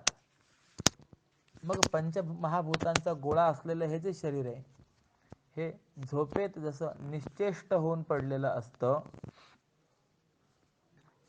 तेव्हा स्वप्नात एकटं मनच व्यवहार करीत असतं. म्हणजे अर्जुना, या जागृतीच्या संस्कारांचा कसा व्यवहार असतो त्याचे आश्चर्य ऐक. की ते व्यवहार देहाला जाग होऊ देत नाहीत, पण सुखदुःख मात्र भोगायला लावतात. स्वप्नामध्ये आपल्याला सुखदुःख जाणवतं की नाही? वाईट स्वप्न पडलं तर आपण दुःखित होतो आणि चांगलं स्वप्न पडलं तर आपण आनंदी होतो. मग त्याप्रमाणेच इंद्रियांच्या गावात ज्याची वार्ताही नाही असा देह व इंद्रिय यांना न समजता जो व्यवहार होतो त्याला मानस कर्म असं म्हणतात. म्हणजे पहिले काय केलं? शारीर कर्माचं लक्षण सांगितलं आणि आता याच्यानंतर इथे मानस कर्माचं लक्षण सांगितलेलं आहे. की जे इंद्रियांच्या गावात ज्याची माहिती पण नाही आणि असा जो देह आणि इंद्रिय यांना न समजता व्यवहार केला जातो त्याला मानस कर्म असं म्हटलं गेलेलं आहे. परंतु कर्मयोगी ते मानस कर्मही करतात, पण मानस कर्म करूनही ते कर्माने बद्ध होत नाही, कारण त्यांची अहंकारांची संगती समाप्त झालेली असते. काय आहे? शारीर कर्मयोगी करतो तरी देखील तो मनाने कर्माने लिप्त होत नाही. तो मानस कर्म करतो तरी देखील तो कर्मबंधनाने बद्ध होत नाही. याकरता म्हणून शारीर कर्म काय आहे त्याचं लक्षण सांगितलं, मानस कर्म काय आहे त्याचं लक्षण सांगितलं, आणि मानस कर्माने तो का बद्ध होत नाही तर त्याचं उत्तर दिलं की त्याची अहंकाराची संगती सुटलेली असते. आता बघा, जसं एखाद्या वेड्याचं चित्त भ्रमिष्ट झाल्यावर त्याच्या इंद्रियांचे व्यवहार विसंगत दिसतात. वेड्याचं चित्त भ्रमिष्ट झाल्यावर त्याचे व्यवहार कसे दिसतात? बघा, की तो रूप पाहतो, कोणी हाक मारली तर ऐकतो, तोंडाने शब्दही उच्चारतो, पण असं हे चाललेलं असताना, हा व्यवहार होत असताना आपण काय पाहतो, काय ऐकतो किंवा काय उच्चारतो याचं त्याला भान तरी असतं काय? नाही. सारांश की शब्दादी विषयांचं विशेष ज्ञान होणं या प्रयोजना वाचून जे जे काही केवळ विषयांशी संयोगरूप कार्य घडतं ते इंद्रियांचं कर्म जाणावं, आणि मग सर्व विषयांचं निश्चयात्मक जे ज्ञान होतं ते बुद्धीचं कर्म आहे. अर्जुना, असं तू यथार्थ जाण. म्हणजे आता आपल्याला काय कळालं? शारीर कर्म कळालं, मानस कर्म कळालं, इंद्रियांचं कर्म कळालं आणि बुद्धीचं कर्म कळालं. मग आता सांगतात, ते बुद्धी धुरे करुणी कर्म करीती चित्त देऊनी परिते नैष्कर्म्यापासून मुक्त दिसती. म्हणजे जे चांगल्या वाईटाविषयी बुद्धीला पुढे करून आणि प्रत्येक कर्मात चित्ताची दक्षता ठेवून कर्म करतात ते कर्मयोगी नैष्कर्म्य अवस्थेला पोहोचलेल्या मुक्तापेक्षाही श्रेष्ठ कोटीतले मुक्त दिसतात. बघा आता या पुन्हा पाठीमागे कर्मत्याग श्रेष्ठ की कर्मयोगी श्रेष्ठ हा जो प्रश्न निर्माण झाला होता, भगवंताने त्याचं उत्तर दिलं की ज्याच्या ठिकाणी अशी आसक्ती नाही आहे असा कर्मयोगी हा कर्मत्यागापेक्षा श्रेष्ठ आहे. का तर त्यांना बुद्धीपासून देहापर्यंत मीपणाची आठवणच नसते, त्यामुळे ते कर्म करत असतानाही शुद्ध झालेले असतात.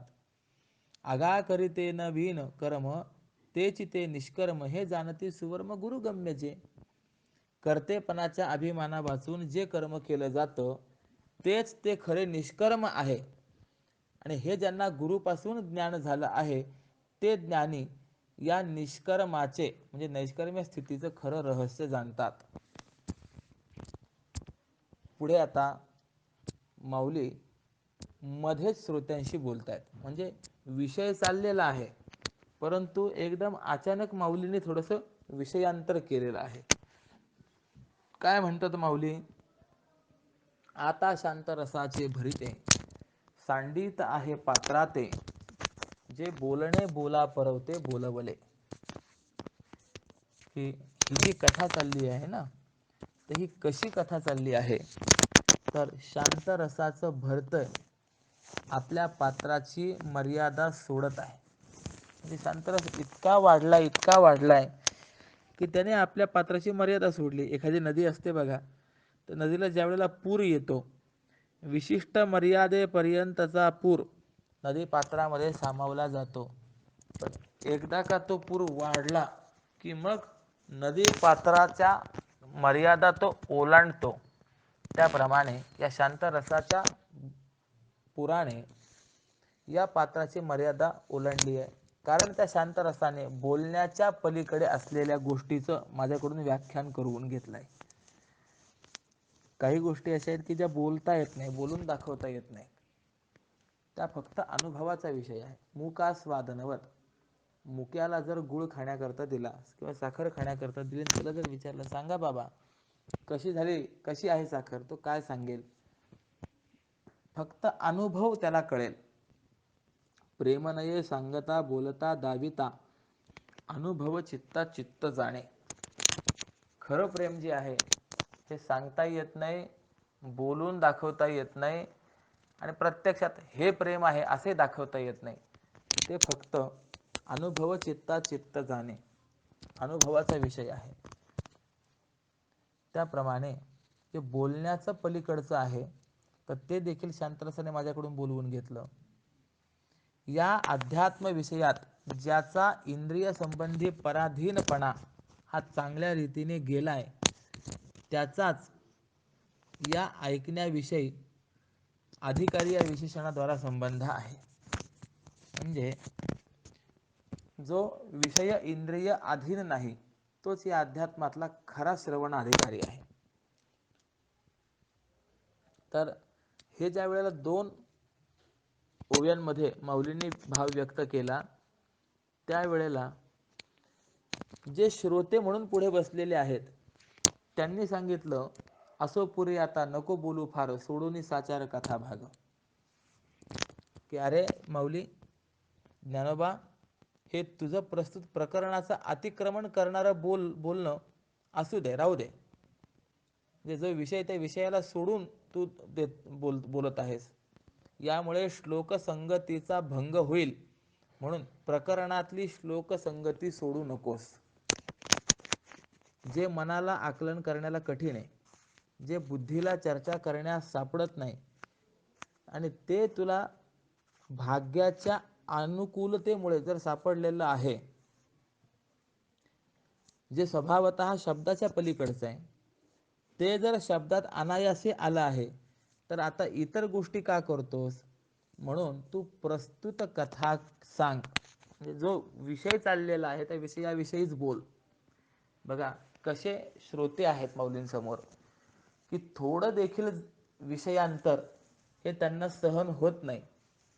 तर दुर्दैवाने काही ठिकाणी अशी परिस्थिती आहे, वक्ता काय सांगतोय त्याचा काही ताळमेळच नसतो. सुरुवात कुठे तर समाप्ती कुठे, अंत कुठे, त्याचा उपक्रम उपसंहार कुठे कुठेही संबंध लागत नाही. असं नसावं. आणि माऊलीने देखील श्रोत्यांची अशी उत्कट इच्छा जाणून निवृत्तीचे दास असलेले ज्ञानोबराय म्हणतात की श्रीकृष्ण आणि अर्जुन या दोघांचा संवाद इतका वेळ तुम्ही ऐकलाच आहे, पण आता अजून पुढे सांगतो, ऐका. युक्त कर्मफलम त्यक्त्वा शांतिमाप्नोति नैष्ठिकीम युक्त काम करेण फले कारेण फले सक्तो निबद्धते. म्हणजे निष्काम कर्म करणारा पुरुष हा कर्मफलाचा त्याग करून चित्तशुद्धी आणि नित्यानित्य विवेक इत्यादी निष्ठाक्रमाने मोक्षरूप शांतीला प्राप्त होतो. आणि निष्काम कर्म न करणारा सकाम भावनेने प्रवृत्त झाल्यामुळे त्या फलामध्ये आसक्त होऊन कर्माने बद्ध होतो. आता कोण कर्मबद्ध होतो, कोण कर्मबद्ध होत नाही आणि का, त्याची कारण सांगतायत. तरी आत्मयोगे आथिला जो कर्मफळाशी विटला, तो घर रिघोनी वरिला शांती जगी. स्वामी म्हणतात, तरी आत्मज्ञाने होऊनी संपन्न गेला जो विटोन कर्मफळा. म्हणजे या जगामध्ये आत्मज्ञान प्रापक कर्मयोगाने, कर्मयोग हा आत्मज्ञान मिळवून देणार आहे म्हणून तो आत्मज्ञान प्रापक झाला, अशा त्या कर्मयोगाने जो संपन्न आहे आणि जो कर्मफळाला विटला आहे त्याच्या घरात शिरून त्याला शांती वरते. आता बघा, आपण शांती शोधण्याकरता आपण तिच्या मागे धावतो, पण तरी देखील शांती आपल्या हाती लागत नाही, आपण अशांतच राहतो. पण जो आत्मज्ञान प्रापक कर्मयोगाने संपन्न झालाय, म्हणजे विहित वर्णाश्रम धर्मानुसारे वागणारा आहे, आपल्या स्वधर्माला अनुसरून जे जे कर्म आहे ते कर्म करण्याकरता प्रवृत्त झालेला आहे, आणि जो कर्मफळाला विटला आहे म्हणजे कर्मफलाची अपेक्षा ठेवत नाही, अशा व्यक्तीच्या अंतःकरणामध्ये शांती स्वतः प्रविष्ट होते आणि त्या महापुरुषाचं वरण करते, म्हणजे त्याचा स्वीकार करते. येरू कर्मबंधे किरीटी अभिलाषाची या गाठी कळासला खुंटी फळभोगाच्या. आणि याच्या विरुद्ध आता बघा, म्हणजे जो निष्काम कर्मयोगी आहे त्याला शांती स्वतः वरण करते, याला शांतीकडे जावं लागत नाही. आता याच्या विरुद्ध असलेला जो सकाम कर्मयोगी आहे ना, त्याचा विचार करा. जो सकाम कर्म करणारा आहे तो इच्छेच्या दाव्याने म्हणजे दोरीने सुख दुःखात्मक फळभोगाच्या खुंट्याला कर्मबंधाने जखडून टाकला जातो.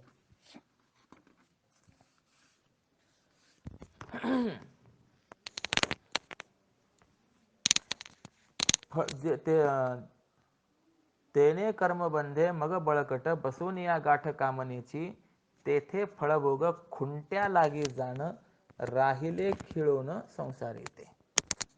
आता पुढे सांगतात, नवद्वारे सर्व कर्माणि मनसा संन्यस्यास्ते सुखम वशी नवद्वारे पुरे देही नैव कुर्वन्न कारयण.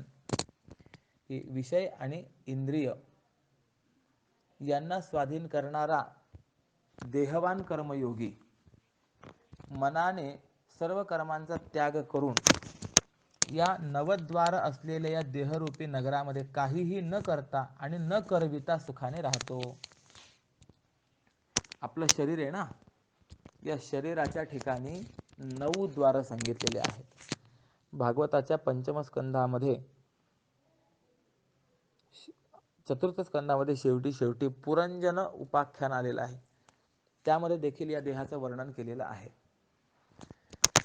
रूपकाने फार सुंदर वर्णन त्या ठिकाणी आलेलं आहे. हा देह कसा आहे, नवद्वारवान आहे. नवाठाई फाटून गेली रे, आपण घुंगडीचा विचार केलेला आहे. 9 ठिकाणी फाटलेलं हे शरीर आहे. पण या देहरूपी नगरामध्ये तो विषय आणि इंद्रिय यांना स्वाधीन करणारा कर्मयोगी जो आहे तो काहीही न करता आणि न करविता सुखाने राहतो. म्हणजे आत्मरूपाने तो सुखाने राहतो. जे जे काही कर्म घडतं ते इंद्रियांकडनं घडतं ही त्याची दृढ भावना त्या ठिकाणी असते. याकरता आता मौली सांगतात, सकामतो चित्ती ठेवूनी आसक्ती कर्मे जैशा रीती करी येथे तैसा योगी तोही करी कर्मे सर्व परी नसे भाव कर्तृत्वाचा. की फळाच्या आशेने एखादा सकाम मनुष्य जसं कर्म करतो तशाच पद्धतीने तो निष्काम कर्मयोगी पण सर्व कर्म करतो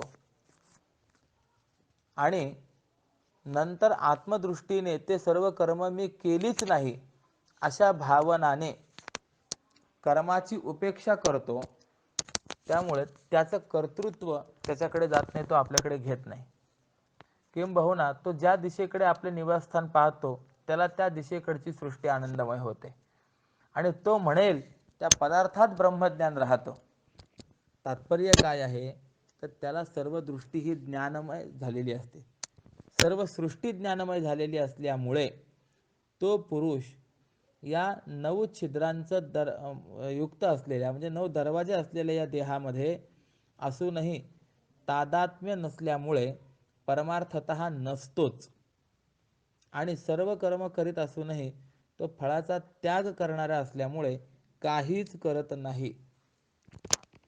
ही स्थिती त्याला प्राप्त होत असते. न कर्तृत्वम न कर्माणि लोकस्य सृजती प्रभुः न कर्मफल संयोगम स्वभावस्तु प्रवर्तते. या श्लोकाचे 2 अर्थ संभवतात. थोडे सांगतो. प्रभू म्हणजे देहादी संघाताचा स्वामी जो आत्मा आहे तो लोकस्य म्हणजे देहाचं कर्तृत्व उत्पन्न करत नाही. देहाला तू अमुक कर अशी आज्ञा करून त्याच्याकडून तो कर्म करवून घेत नाही आणि तसंच देहाला इष्ट असलेलं कर्म उत्पन्नही करत नाही आणि देहाचा कर्मफलाशी संबंधही निर्माण करत नाही. या सर्व गोष्टी करण्याकरता त्याची प्रकृतीच प्रवृत्त होत असते. म्हणजे आत्मस्वरूपाने तो काहीही करत नाही तर त्याची प्रकृती हे सर्व कर्म करते असा त्याचा दृढ निश्चय त्या ठिकाणी असतो. किंवा दुसरा अर्थ असा की ईश्वर हा लोकांचं कर्तृत्व उत्पन्न करत नाही, कर्म निर्माण करत नाही व कर्म फलाशी संबंधही निर्माण करत नाही. काय काय करत नाही बघा, 3 गोष्टी. कर्तृत्व निर्माण करत नाही 1, कर्म निर्माण करत नाही 2 आणि कर्मफलाशी संबंध पण निर्माण करत नाही 3. अर्थात तो परमार्थतः निर्विकार असूनही व्यवहारतः तो लोकस्य प्रभू म्हणजे त्रैलोक्याचा स्वामी आहे आणि तो स्वरूपतः काही करत नसला तरी पण त्याचा स्वभाव म्हणजे त्याची उपाधिभूत प्रकृती जी आहे ती मात्र सर्व करते. आता यावरती व्याख्यान चांगलं आहे. जैसा का सर्वेश्वरू पाहिजे तव निर्व्यापारू परी तोची रची विस्तारू त्रिभुवनाचा. विचार करून जर पाहिलं तर तो सर्वेश्वर परमात्मा हा परमार्थतः काहीच न करणारा असा आहे, परंतु तोच त्रिभुवनाला विस्तार करतो असंही दिसून येतं. काय आहे, जग कोणी निर्माण केलं या संबंधामध्ये शास्त्रकारांचे भिन्न भिन्न मत आहेत. त्यामध्ये वेदांताचं मत असं आहे की सर्व हे परब्रह्म परमतत्वापासूनच निर्माण झालेलं आहे, परंतु असं असूनही तो परमात्मा या जगताचा उपादान कारण नाही. तर कोण कारण आहे? प्रकृती आहे. प्रकृतीच्या माध्यमातून प्रकृतीला अनुसरून त्या परमात्म्याने हे निर्माण केलेलं आहे. यामध्ये मूळ सिद्धांत असा आहे की सर्व करणारी प्रकृती आहे, परंतु त्या प्रकृतीला ते करण्याकरता जे अधिष्ठान पाहिजे ते अधिष्ठान परमात्म्याचं आहे आणि यामुळे तो काहीच न करणारा असाच आहे, परंतु असं असूनही तो त्रिभुवनाचा विस्तार करतो असं दिसून येतं. ज्याप्रमाणे वीज जी आहे ती सर्व कर्म करीत नाही, परंतु त्या विजेच्या सहाय्याने यंत्र चालू लागतं आणि मग ते यंत्र मोठी मोठी काम करतं. म्हणजे काम कोणी केलं? यंत्राने. परंतु यंत्राने त्या विजेच्या सहाय्याने केलं म्हणून विजेकडे कर्तृत्व जातं. म्हणून तसा हा परमात्मा जो आहे हा काहीच न करणारा असाच आहे, परंतु तो त्रिभुवनाचा विस्तार करतो असं दिसून येतं. आणि त्याला त्रैलोक्याचा कर्ता असं म्हणावं तर कोणत्याही कर्माने तो लिप्त होत नाही, कारण त्याच्या निर्विकारतेचे हातपाय मळत नाहीत. योगयुक्त महात्म्याचे सुद्धा असंच वर्णन आहे. योग निद्रा तरी न मोडे, अकर्तेपणा सळू न पडे, परी महाभूतांचे दळवाडे उभारी भले. म्हणजे त्याची स्वरूप निद्रा मोडत नाही आणि त्याच्या आकर्तेपणाला विरोधही निर्माण होत नाही. तरी पण पंचमहाभूतांचं मोठं सैन्य हे चांगल्या प्रकारे तो उभारतो, म्हणजे पंचमहाभूतांची उत्पत्ती करतो. तो परमात्मा जगाच्या जीवात ईश्वर रूपाने आहे किंवा सर्व भूतांच्या हृदयात आहे. आता ईश्वर सर्वभूतानां हृद्देशे अर्जुन तिष्ठती हे आपल्याला पुढे येणारच आहे. परंतु केव्हाही कोणाचाही कोणत्याही प्रकाराने संबंधित होत नाही आणि जग उत्पन्न होतं व नष्ट होतं याची पण त्याला वार्ता माहीत नसते. तो कुणाचं पापही घेत नाही, पुण्यही घेत नाही. नादत्ते कस्यचित पापम न चैव सुकृतं विभुः अज्ञानेनावृतं ज्ञानं तेन मुह्यन्ति जंतवः. तो सर्वव्यापी ईश्वर कोणाचं पाप आणि पुण्य घेत नाही, परंतु अज्ञानाने ज्ञान झाकलेलं असतं. म्हणून अज्ञानी जीव ईश्वराच्या वास्तव स्वरूपाविषयी भ्रमात पडतात. जीवांचं पाप पुण्य त्याच्याजवळ असूनही तो त्यांना जाणत नाही. एवढंच काय, पण त्यांचा केवळ द्रष्टा देखील होऊन राहत नाही. मग इतर गोष्टीचा काय विचार करावा आपण?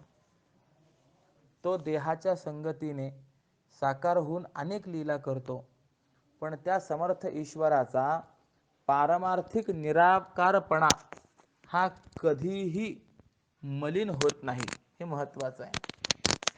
परी त्या प्रभूचे निराकारपण होईना मलिन कदाकाळी.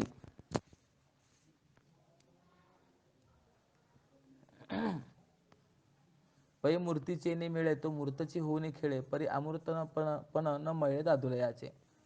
म्हणून अर्जुना, तो ईश्वर जगताची उत्पत्ती, पालन आणि नाश करतो. हे जे जगात बोललं जातं हे केवळ अज्ञान आहे, हे लक्षात ठेव. मी इथे एक शंका फक्त व्यक्त करून जातो. तो ईश्वर जर जगताची उत्पत्ती, पालन आणि नाश करतो, हे जगात जे बोललं जातं हे जर अज्ञान असेल तर मग खरं ज्ञान काय आहे ही विचार करण्याची गोष्ट आहे. ते आपल्याला पुढे ऐकायला मिळणार आहे. ज्ञानेन तत्त्वज्ञानम येषान्नाशितमात्मनः तेषाम आदित्यवज्ञानम प्रकाशयति तत्परम. म्हणजे ज्यांचं ते अज्ञान परमात्म्याच्या ज्ञानाने नष्ट झालेलं आहे. कोणतं? की हा परमात्मा उत्पत्ती स्थिती संहार करतो, हे अज्ञान ज्यांचं परमात्म्याच्या ज्ञानाने नष्ट झालं त्यांचं ते ज्ञान सूर्याप्रमाणे परमात्म्याच्या व्यापक स्वरूपाला प्रकाशित करतं. तुटे ते अज्ञान समूळ ज्यावेळी भ्रांतीची काजळी फिटे तेव्हा. जेव्हा ते अज्ञान पूर्णपणाने नष्ट होतं तेव्हा द्वैत सत्यत्वाच्या भ्रमाची काजळी झडून जाते आणि मग माझ्या ईश्वराचं, म्हणजे भगवान सांगतात की माझं ईश्वराचं अकर्तृत्व हे प्रगट होतं. आता ईश्वर अकर्ता आहे हे जर मनाला पटलं तर ईश्वर आणि जीवाचा अभेद हा तर पूर्वीपासूनच आहे. श्लोकार्धेन प्रवक्ष्यामि यदुक्तं ग्रंथकोटिभिः ब्रह्मसत्यं जगन्मिथ्या जीवो ब्रह्मैव नापरः. जीव हा ब्रह्मस्वरूपच आहे, हे तर पूर्वीपासूनच आहे ना, स्वभावतः आहेच. यामुळे जो ज्ञानी आहे त्याला अकर्ता असलेला जो ईश्वर तोच मी आहे असा अभेद साक्षात्कार असतो. आणि अशा ज्ञानाने ज्याच्या चित्तात उदय केला आहे त्याला त्रैलोक्यामध्ये भेद कसा दिसेल? तो आपल्या अनुभवाने सर्व जगच मुक्त आहे असं पाहत असतो. म्हणजे असं आहे की आपण सध्या बद्ध अवस्थेत आहोत, परंतु बद्ध अवस्थेत असतानाही वस्तुतः मुक्तच आहोत. मुक्त होता परी बळे झाला बद्ध, घेऊन या छंद माझे माझे, जगद्गुरु तुकोबा यांनी म्हटलेलं आहे. वस्तुतः मुक्तच असताना माझं माझं म्हणून विनाकारण स्वतःला बांधून घेतलेलं आहे. वस्तुतः बघा ना, आपल्याला कुठे दोरीने बांधलं आहे काय? कशानेही आपल्याला बांधलेलं नाही. आपण आपल्या कल्पनेने बांधल्या गेलेलो आहे.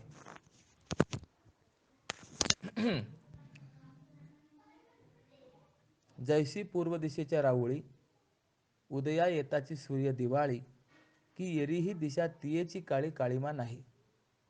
ज्याप्रमाणे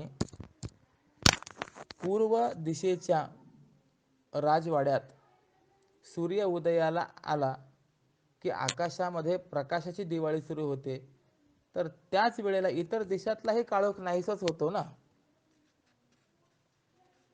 त्याप्रमाणे ज्याच्या चित्तामध्ये या ज्ञानाने उदय प्राप्त केलेला आहे, म्हणजे ते ज्ञान प्राप्त झालेलं आहे, त्याला त्रैलोक्यामध्ये भेद दिसत नाही आणि कोणी बद्धही दिसत नाही. तद्बुद्धयस्तदात्मानस्तन्निष्ठास्तत्परायणाः गच्छन्त्य पुनरावृत्तिं ज्ञाननिर्धूतकल्मषाः. हा श्लोक महत्त्वाचा आहे.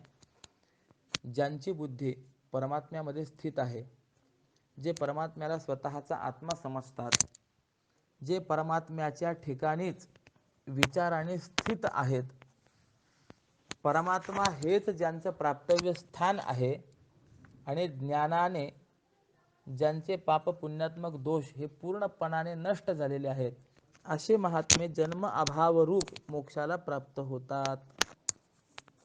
हे तद्बुद्धयः 1, तदात्मानः 2, तन्निष्ठाः 3, तत्परायणाः 4 आणि ज्ञाननिर्धूतकल्मषाः 5 असे जे आहेत ते अपुनरावृत्तीम गच्छन्ति, म्हणजे ते मोक्षाला प्राप्त होतात. कोण कोण मोक्षाला प्राप्त होतं, तर ही 5 लक्षणं सांगितलेली, या 5 लक्षणांनी युक्त जे आहेत ते मोक्षाला प्राप्त होतात. मग याचंच मराठी भाषांतर आपल्याला असं सांगता येतं, तद्बुद्धयः म्हणजे ज्यांची बुद्धी परमात्म्यामध्ये स्थित आहे. 1, तदात्मानः म्हणजे जे परमात्म्याला स्वतःचा आत्मा समजतात. तन्निष्ठाः म्हणजे जे परमात्म्याच्या ठिकाणीच विचाराने स्थित झालेले आहे. तत्परायणाः म्हणजे परमात्मा हेच ज्यांचं प्राप्तव्य स्थान आहे. आणि ज्ञाननिर्धूत कल्मषाः म्हणजे ज्ञानाने ज्यांनी पापपुण्यात्मक दोष पूर्णपणाने नष्ट केलेले आहेत, ते अपुनरावृत्तीं गच्छन्ति, ते जन्म अभावरूप मोक्षाला प्राप्त होतात. पुढे सांगतात आता, तैसे सत्यज्ञान व्यापकते भले, धुंडाळीत आले जया लागी, किती तयांची ती वर्णू समदृष्टी, सांगपा किरीटी विशेषत्वे. माऊली उभी देतात, बुद्धिनिश्चय आत्मज्ञान ब्रह्मरूप भावी आपणा आपण, ब्रह्मनिष्ठा राखे पूर्ण तत्परायण अहर्निशी. म्हणजे बुद्धीच्या निश्चयाने आत्मसाक्षात्कार होतो. या आत्मसाक्षात्काराला कारण काय? तर तो साधक देहादिकांवरती आत्मबुद्धी जी आहे ती टाकून आपला आत्मा ब्रह्मरूप आहे असं निदिध्यासन करतो. ठीक आहे, म्हणजे बुद्धीच्या निश्चयाने आत्मसाक्षात्कार. म्हणजे आत्मसाक्षात्काराला हेतू तर देहादिकांवरची आत्मबुद्धी टाकून आपला आत्मा ब्रह्मरूप आहे असं निदिध्यासन करणं. मग या निदिध्यासनाला कारण काय? तर तो साधक सर्व कर्म संन्यासपूर्वक केवळ श्रवण मननाने आपली वृत्ती या ब्रह्माच्या ठिकाणीच पूर्ण स्थित करतो. ठीक आहे, मग या श्रवण मननाला कारण काय? तर त्या साधकाला सर्व प्रकारच्या कर्म फलांच्या विषयी वैराग्य प्राप्त झालेलं असतं आणि त्यामुळे ब्रह्म हेच आपलं प्राप्तव्य स्थान आहे असा दृढ निश्चय तो करत असतो. आणि या दृढ निश्चयानेच तो रात्रंदिवस ब्रह्मप्राप्तीचीच निष्काम कर्मोपासनादी साधना करत असतो. म्हणजे याच्यातला कार्यकारण भाव जो आहे तो थोडासा समजून घेण्यासारखा आहे, तिकडे लक्ष द्या. किंवा दुसरा अर्थ असा आहे की साधकाला देहापेक्षा आत्मा वेगळा आहे अशा बुद्धिवृत्तीच्या निश्चयाने प्रथमतः परोक्ष आत्मज्ञान होतं, म्हणजे केवळ शब्दाने आत्मज्ञान होतं. आणि नंतर तो साधक सद्गुरूंनी उपदेशलेल्या महावाक्याच्या द्वारा तत्वमसी, अयम आत्मा ब्रह्म हे जे काही महावाक्य आहेत यांच्याद्वारा आपला आत्मा ब्रह्मरूप आहे अशी अभेद भावना करतो. ही अभेद भावना झाल्यानंतर मी ब्रह्म आहे अशी अखंड स्वरूपाच्या ठिकाणी आत्मसाक्षात्कारात्मक वृत्ती पूर्णपणाने स्थित करतो. आणि नंतर तो साधक रात्रंदिवस ब्रह्मानुसंधानातच तत्पर राहतो. आता हे दोन अर्थ आपण पाहिले की नाही. आता यात अंतर काय आहे, तर पहिल्या अर्थामध्ये निष्काम कर्म उपासनेपासून निधिध्यासनापर्यंत ब्रह्म साक्षात्कार साधनांचा अनुक्रम सांगितला. तर दुसऱ्या अर्थामध्ये अपरोक्ष ज्ञानापासून अखंड ब्रह्मानुसंधानापर्यंत ज्ञान भूमिकांचा अनुक्रम सांगितलेला आहे, असं आपल्याला लक्षात घेता येतं. बरं, ऐसे व्यापक ज्ञान भले जयाचे या हृदया गिवसित आले, तयाची समता दृष्टी बोले विशेषू काही. म्हणजे असं व्यापक शुद्ध ज्ञान ज्याच्या हृदयाचा शोध करीत आलंय त्याची साम्य दृष्टी शब्दाने काय विशेष सांगावी. व्यापक शुद्ध ज्ञानच स्वतः त्या हृदयाचा शोध करीत आलंय, याला त्या ज्ञानाकडे जावं लागलं नाहीये. एक आपण पेची जैसे ते देखते विश्व तैसे, हे बोलणे कायसे नवल येथ. म्हणजे एक आपल्याला जसे ब्रह्म मानतात तसे हे विश्व देखील ब्रह्मच आहे असं ते पाहतात. या विषयातील हे बोलणं आश्चर्य मानण्यासारखंच नव्हे काय, किंवा आश्चर्य मानण्यासारखं काय आहे यामध्ये, असाही विचार आपल्याला करता येईल. परंतु भाग्य जसं विनोदाने देखील दारिद्र्याला कधीच पाहत नाही, त्याप्रमाणे किंवा अध्यस्त आरोप्य आणि अधिष्ठान या दोन पदार्थांचं भेदज्ञान हे भ्रमाला जसं ओळखत नाही, किंवा सूर्य जसा अंधकाराचं स्वरूप स्वप्नात देखील पाहत नाही, अमृत जसं कधीही मरणाची कथा ऐकत नाही, किंवा एकच दृष्टांत असा की उष्णता कशी असते ही चंद्राला जशी आठवत नाही, त्याप्रमाणे ते ज्ञानी महात्मा प्राणीमात्रांमध्ये भेद कल्पना जाणत नाहीत. त्यांच्या दृष्टिकोनातून जे जे दृष्टी दिसे ते ते हरिरूप, जे जे दृष्टीला पडतं ते ते सर्व भगवद रूपच आहे. सर्वत्र सर्वांमध्ये त्यांना केवळ परमात्म्याचंच दर्शन घडतं. हरी दिसे जनी वनी आत्मतत्वी, किंबहुना भरला घनदाट हरी दिसे. हे जे काही माऊलीने वर्णन केलेलं आहे तर तेच वर्णन या ठिकाणी आपल्याला पाहायला मिळतं. किंबहुना त्या महात्म्याला सर्वत्र सर्वांमध्ये त्या परमात्म्याचाच साक्षात्कार कसा होतो याकरता काही उदाहरण दिलेले आहेत. विद्या विनय संपन्ने ब्राह्मणे गविहस्तिनी, शुनिचैव श्वपाकेच पंडिता समदर्शिणः. म्हणजे विद्या आणि विनयाने संपन्न असलेल्या ब्राह्मणात, गाईत, हत्तीत, कुत्र्यात, चांडाळात आत्मज्ञानी जे पंडित असतात ते ब्रह्मदृष्टीने साम्य पाहणारे असतात, असा विचार सांगितलेला आहे. ही पूर्वोत्तर संगती फक्त सांगून आज या ठिकाणी मी माझ्या वाक्प्रपंचाला विराम देतो. उद्याच्या सत्रामध्ये 5व्या अध्यायाचं सिंहावलोकन आणि एकंदरीत 5व्या अध्यायाची आपल्याला सांगता करायची आहे. आजचं हे वाङ्मयीन पुष्प स्वामीजींच्या चरणारविंदी समर्पित करून माझ्या वाक्प्रपंचाला या ठिकाणी मी विराम देतो. पुंडलिक वरदा हरी विठ्ठल श्री ज्ञानदेव तुकाराम, पंढरीनाथ भगवान की जय, माऊली ज्ञानेश्वर महाराज की जय, जगद्गुरु श्री तुकाराम महाराज की जय, श्रीमद सच्चिदानंद सद्गुरु श्री स्वामी स्वरूपानंद महाराज की जय. ओम राम कृष्ण हरी.